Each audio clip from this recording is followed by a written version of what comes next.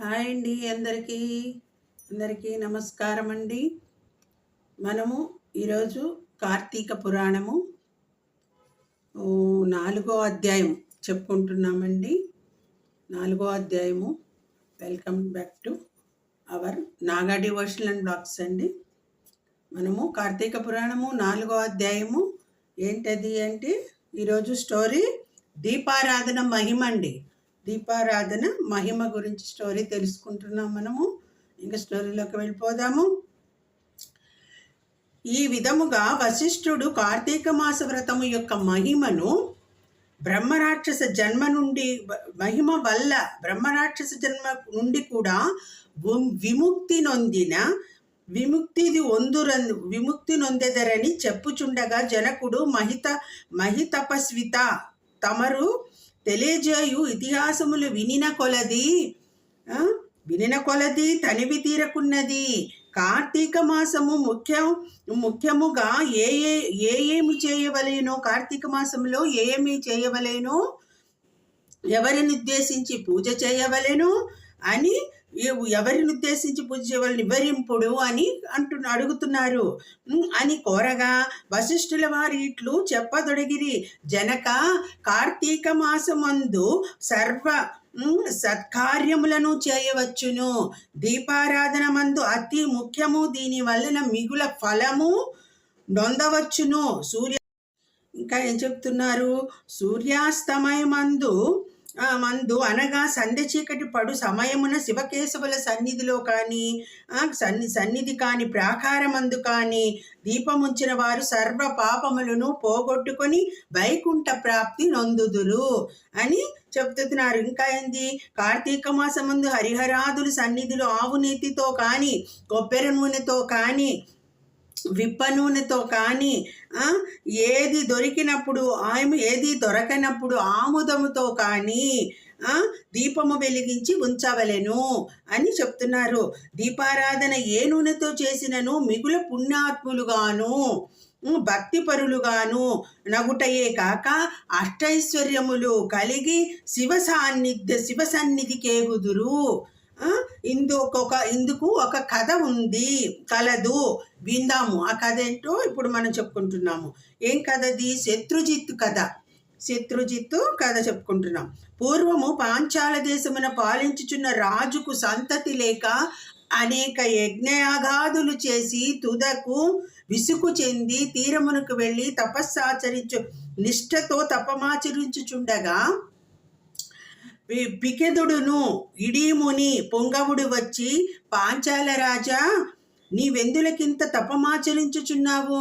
నీ కోరికేమి అని అడుగుతున్నారని ప్రశ్నించగా, ఋషిపుంగవ, నాకు అష్టైశ్వర్యములు రాజ్యము సంపద ఉన్నను నా వంశము నిలుపుటకు పుత్ర సంతానము లేక కృషించి ఈ తీర్థస్థానమున తపమాచరించుచున్నాను అని చెప్పాడు. మునిపుంగవుడు ఓయి, కార్తీక మాసమున శివసన్నిధిని శివదేవుని ప్రీతి కొరకు దీపారాధన చేసిన ఎడల నీ కోరిక నెరవేరగలదు అని చెప్పి వెడలిపోయెను.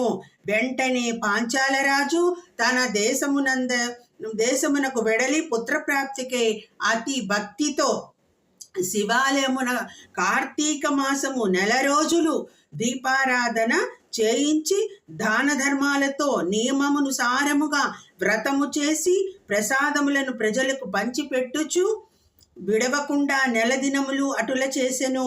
తత్పుణ్య కార్యము వలన నా రాజు భార్య గర్భవతి అయి క్రమముగా 9 మాసములు నిండిన తరువాత నొక శుభముహూర్తమున నొక కుమారుని కనెను. ఒక కుమారుడు పుట్టాడనమాట. రాజు కుటుంబీకులు మిగుల సంతోషించి తమ దేశమంతటను పుత్రోత్సవములు చేయించి బ్రాహ్మణులకు దాన ధర్మములు చేసి ఆ బాలునకు శత్రుజీ అని నామకరణము చేయించి అమిత గర్భముతో పెంచుచుండిరి.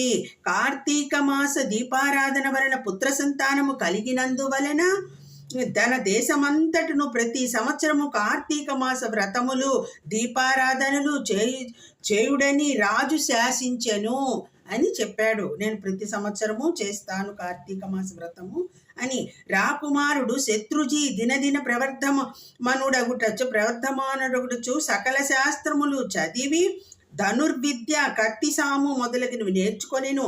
కానీ యవ్వనము రాగానే దుష్టుల సహవాసము చేతను తల్లిదండ్రుల గారాభము చేతను తన కంటికింపగు స్త్రీలను బలత్కరించుచు ఎదిరించిన వారిని దండించుచు తన కామవాంఛ తీర్చుకొనుచుండెను. అలా తయారైపోయినాడనమాట గారాభం చేసి. తల్లిదండ్రులు కూడా తమకు లేక కలిగిన కుమారుని ఎడల చూచి చూడనట్లు విననట్లు ఉండిరి. శత్రుజీ ఆ రాజ్యములో తన కార్యములకు అడ్డు చెప్పు వారలను నరుకుదునని కత్తి పట్టుకొని ప్రజలను భయకంపితులను చేయుచుండెను. చూడండి అలా చేస్తున్నాడు. అటులా తిరుగుచుండగా ఒక దినమునొక బ్రాహ్మణ పడచును చూచుట తటస్థించెను. ఒక పడుచు పిల్లని చూశాడు, బ్రాహ్మణ పడుచు పిల్లని. ఆమె ఒక ఉత్తమ బ్రాహ్మణ, ఆమె చూచుట తటస్థించను. ఆమె ఒక ఉత్తమ భార్య, మిగుల రూపవతి. ఆమె అందచందములను వర్ణించుట మన్మధునికైనను శక్యము కాదు. అంత అందముగా ఉందట అమ్మాయి. అట్టి స్త్రీ కంటపడగానే రాజకుమారుని మతి మందగించి కొయ్య బొమ్మ వలె నిశ్చేష్టుడై కనువికరముతో ఆమెను సమీపించి తమ కామవాంఛ తెలియజేసెను. ఆమె కూడా అతని సౌందర్యానికి ముద్దురాలై కులము శిలము సిగ్గు విడిచి అతని చెయ్యి పట్టుకుని తన శయన మందిరానికి తీసుకొని పోయి భోగములను భావించెను. ఇట్లు ఒకరికొకరు ప్రేమలో పరవశులకొట చేత వారు ప్రతిదినము అర్ధరాత్రి వేళ ఒక అజ్ఞాత స్థలంలో కలుసుకొనుచు తమ కామవాంఛ తీర్చుకొనుచుండిరి. ఇటులా కొంతకాలము జరిగెను. ఎటులనో ఈ సంగతి ఆమె మగనికి తెలిసి పసిగట్టి, ఆమెకి మొగడు కూడా ఉన్నాడటండి, మగనికి తెలిసి పసిగట్టి భార్యను రాజకుమారుని ఒకేసారిగా చంప వలయునని నిశ్చయించి ఒక ఖడ్గమును సంపాదించి సమయము కరుపు ఆ సమయం ఎప్పుడు వస్తుందా అని నిరీక్షించుచున్నాడట వాళ్ళని చంపడానికి. ఆమె భర్త. ఇట్లుండగా కార్తీక శుద్ధ పౌర్ణమి రోజున ఆ ప్రేమికులు ఇరువురు శివాలయమును కలుసుకొనవలెనని నిర్ణయించుకొనిరి. ఎవరికి వారు రహస్య మార్గమున బయలుదేరిరి. రహస్య మార్గంతో గుడికి బయలుదేరారు. ఆ సంగతి ఎటులో పసిగట్టిన బ్రాహ్మణుడు అంతకు ముందే కత్తితో సహా బయలుదేరి గర్భగుడిలో దాగి ఉండెను. తన భర్త దాంకొని ఉన్నాడు.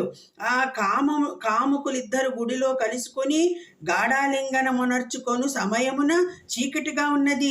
దీపముండినా బాగుండును కదా అని రాకుమారుడనగా ఆమె తన పైట చెంగును చించి అక్కడనున్న ఆముదపు ప్రమిదిలో ముంచి దీపము వెలిగించెను. తర్వాత వారిరువురు మహానందముతో రతి క్రీడలు సలుపుట విద్యుక్తులగుచుండగా అదే ఎదునుగా ఆమె భర్త తన మొలననున్న కత్తి తీసి ఒక వ్రేటుతో తన భార్యను ఆ రాకుమారుణ్ణి ఖండించి తను కూడా పొడుచుకొని మరణించెను. అది పడుచుకొని మరణించేశాడు అతను కూడా. వారి పుణ్యం కొలది ఆ రోజు కార్తీక శుద్ధ పౌర్ణమి సోమవారం అగుట వలనను ఆ రోజు ముగ్గురును చనిపోవుట వలనను శివదూతలు ప్రేమికులిరువురిని తీసుకొని పోవుటకును యమదూతలు బ్రాహ్మణుని తీసుకొని పోవుటకును అక్కడకు వచ్చారు. అంత యమదూతలను చూచి బ్రాహ్మణుడు, ఓ దూతలారా, నన్ను తీసుకుని వెళ్ళుటకు మీరెలా వచ్చినారు? కామాంధకారముతో నన్ను కన్ను మిన్ను తెలియక పశుప్రాయముగా వ్యవహరించిన ఆ వ్యభిచారుల కొరకు శివదూతలు విమానములో వచ్చుట ఎలా అని అడుగుతున్నాడు బ్రాహ్మడు. చిత్రముగానున్నది అని ప్రశ్నించెను. అంత యమకింకరులు, ఓ బాపడ, ఎవరెంతటి నీచులైనను ఈ పవిత్ర దినమున కార్తీక పౌర్ణమి సోమవారమున దినమున తెలుసో తెలియకో శివాలయములో శివ సన్నిధిన దీపం వెలిగించుట వలన అప్పటి వరకు వారు చేసిన పాపములన్నీ నశించిపోయినవి. అని చెప్పారు. కావున వారిని కైలాసమునకు తీసుకొని పోవుటకు శివదూతలు వచ్చినారు అని చెప్తున్నారు. అని చెప్పగా ఈ సంభాషణ అంతయు వినుచున్న రాజకుమారుడు అలా ఎన్నటికి జరగనివ్వను, తప్పొప్పులు ఎలాగునున్నప్పటికీ మేము ముగ్గురమును ఒకే సమయంలో ఒక స్థలములో మరణించితిమి కనుక ఆ ఫలము మా అందరికీ వర్తించవలసినదే అని తాము చేసిన దీపారాధన ఫలములో కొంత బ్రాహ్మణులకు దానము చేసెను. ఆ బ్రాహ్మణుడు కూడా పుణ్యఫలాన్ని దానం చేశారు. వెంటనే అతనిని కూడా పుష్పక విమానం ఎక్కించి శివ సాన్నిధ్యమునకు చేర్చిరి. ముగ్గురు వెళ్ళారు. వింటివా రాజా, శివాలయములో దీపారాధన చేయుట వలన ఆ ప్రేమికులు పాపములు పోవుటయేగాక కాక కైలాస ప్రాప్తి కూడా కలిగెను. కాన కార్తీక మాసములో నక్షత్రమాలయందు దీపముంచిన వారు జన్మరాహిత్యమును జగరజావిత్రము మొందుదురు అని చెప్తున్నాడండి. ఇదండి ఈరోజు ఇట్లు స్కాంద పురాణాంతర్గత విశిష్ట ప్రోక్త కార్తీక మహాత్యమందిలి 4వ అధ్యాయము 4వ రోజు పారాయణము సమాప్తము. ఇదండి ఈరోజు 4వ రోజు పారాయణము మనం ముగించుకున్నాము.